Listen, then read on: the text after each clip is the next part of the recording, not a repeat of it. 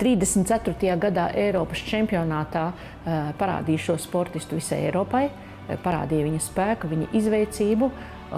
Viņš startēja pussmagajā svarā, un, godīgi sakot, pussmagais svars tolaik bija līdz 90 kg. Un viņš visu savu dzīvi, sportisko karjeru cīnījās ar šo te svara problēmu, jo drusciņi, jāsaka, puskilograms vai daži grami, un viņš lūk no šī te pussmagā svara nokļūst smagajā svarā, un tad viņam jācīnās ar daudz spēcīgākiem samcenšiem.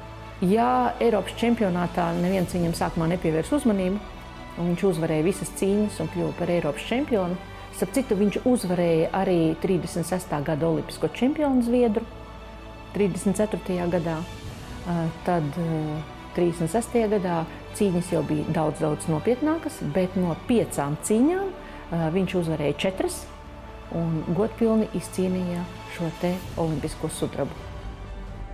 Finālā viņš zaudēja Zviedru, jāsaka, jau senioram pussmagajā svarā Kadjēram.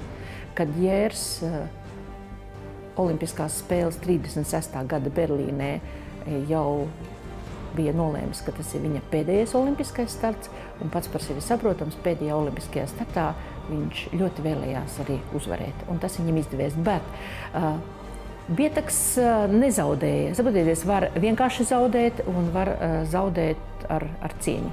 Šī cīņa bija ļoti līdzīga, un salīdzinot ar iepriekšējām 4, kas pirms tam bija, tad Bietaks cīnījās kā līdzīgs ar līdzīgu, un tikai nedaudz tiesnešu pārākums, pārsvars bija ļoti minimāls pārsvars, bija lūk šī te zviedru sportistu pusē.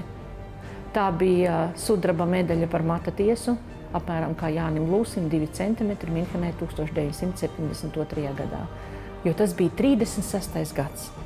Adalberts Bubenko izcīna bronzu, diemžēl Jānis Dāliņam ir neveiksmīgas olimpiskās spēles, visi cerēja, ka viņš izcīnīs zeltu, viņam neizdodas, Bietaks ierodas mājās, atgriežas ar sudrabu, viņus sajūsmā, visus medaļniekus sagaida dzelzceļa stacijā, burtiski nes uz rokām, un visa tauta par viņiem jūsmo, pats par sevi saprotams.